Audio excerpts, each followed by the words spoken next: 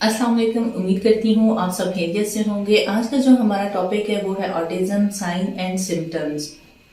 Autism क्या है? Autism basically एक न्यूरोलॉजिकल एंड डेवलपमेंटल डिसऑर्डर है जो कि ऑटिस्टिक पर्सन की कम्युनिकेशन स्किल्स, इंटरेक्शन स्किल्स और लर्निंग स्किल्स को अफेक्ट करता है।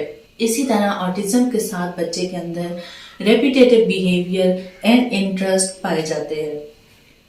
बहुत सारे पेरेंट्स जब मुझे कंसल्ट करते हैं तो वो ये कह रहे होते हैं कि आप हमारे बच्चे की सेल्फ स्टिमुलेटरी बिहेवियर्स जो हैं, जैसे कि मुसलसल हंसते रहना, अपने हाथों को हिलाना, अपनी टांगों को हिलाना, इनको आप फिक्स कर दीजिए।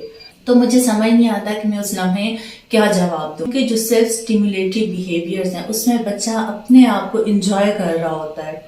हम बीइंग अ पेरेंट या फैमिली मेंबर परेशान हो रहे होते हैं, लेकिन हम ये नहीं समझते कि ये बच्चा इस वक्त सेल्फ स्टिमुलेटरी बिहेवियर जो वो शो कर रहा है वो अपनी जात को एंजॉय कर रहा है, वो अपनी किसी नीड के हवाले से बताना चाह रहा है। तो सबसे पहले जब हम ऑटिज्म रिकवरी की बात करते हैं तो हमें ये समझना चाहिए कि रिकवरी से ज़्यादा हमें पहला स्टेप है, हमें मैनेजमेंट के ऊपर काम करना है कि ऑटिज्म जो ऑटिस्टिक बच्चे हैं उनकी मैनेजमेंट के ऊपर कैसे काम किया जाता है। जब हम मैनेजमेंट पे काम करते हैं तो वो खुद ब खुद जो है ऑटिज्म रिकवरी की तरफ जाना शुरू हो जाता है। लेकिन हमारे यहाँ ये होता है कि हम हर चीज को जल्दी जल्दी फिक्स करने की कोशिश करते हैं कि अगर एक बच्चा डायग्नोज हो गया है कि ये ऑटिस्टिक बच्चा है या बच्ची है तो पेरेंट्स जो है वो शॉक हो जाते हैं और वो इस चीज को एक्सेप्ट नहीं कर पाते। सबसे पहले being a parent, family member, आपने इस चीज को एक्सेप्ट करना है कि आपका बच्चा जो है वो और बच्चों से मुख्तलिफ है। उसके अंदर repetitive and restricted behaviour patterns होंगे, उसकी कम्युनिकेशन पुअर होगी, उसका आई कांटेक्ट पुअर होगा, वो आपको रिस्पॉन्ड उतने बेहतर तरीके से नहीं करेगा जितने बेहतर तरीके से नॉन ऑटिस्टिक बच्चे करते हैं।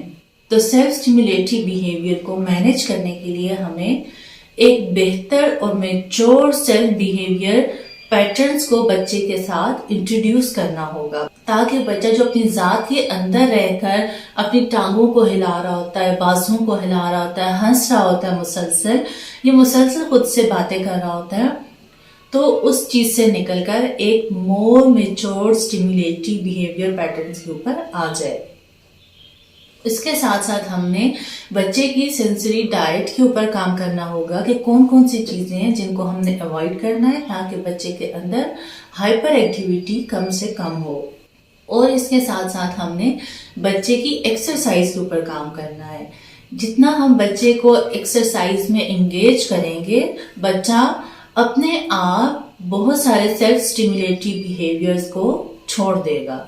नंबर 3 और सबसे ज्यादा अहमियत का जो पॉइंट है कि हमने बच्चे के साथ मोर mature coping strategies for self stimulatory behaviours introduce करनी है। हमने डिजाइन करनी है कि क्या हमारा फैमिली एनवायरनमेंट है, कितने हम फैमिली मेंबर हैं और किस तरह से हम बच्चे को मोर मैच्योर कोपिंग स्ट्रेटजीज इंट्रोड्यूस कर सकते हैं। ये नहीं है कि आपने खुद पैनिक हो जाना है कि अगर डायग्नोसिस हो चुकी है कि आपके बच्चे या बच्ची को ऑटिज्म है तो आपने खुद रोना शुरू कर देना है। आपने सबसे पहले अपने ऊपर काम करना है। जब भी फैमिलीज मुझसे कंसल्ट करती हैं ऑटिज्म के हवाले से तो मैं उनको हमेशा यही गाइड करती हूँ कि बच्चे के साथ ऑटिज्म मैनेजमेंट की बात करते हैं तो हमने सबसे पहले पेरेंट्स को जो है वो वेल अवेयर करना है कि अब आपका रोल क्या होगा, कि आपका बच्चा ऑटिस्टिक है और अब आपकी रोल्स एंड रिस्पॉन्सिबिलिटीज डिफरेंट होंगी। आपके बिहेवियर पैटर्न पेरेंट के वो भी अब डिफरेंट होंगे। तो ये तमाम चीजें हैं जो हम नेक्स्ट वीडियो में इंशाल्लाह स्टेप बाय स्टेप सीखेंगे। उम्मीद करती हूँ आज की वीडियो में आपने बहुत कुछ सीखा होगा।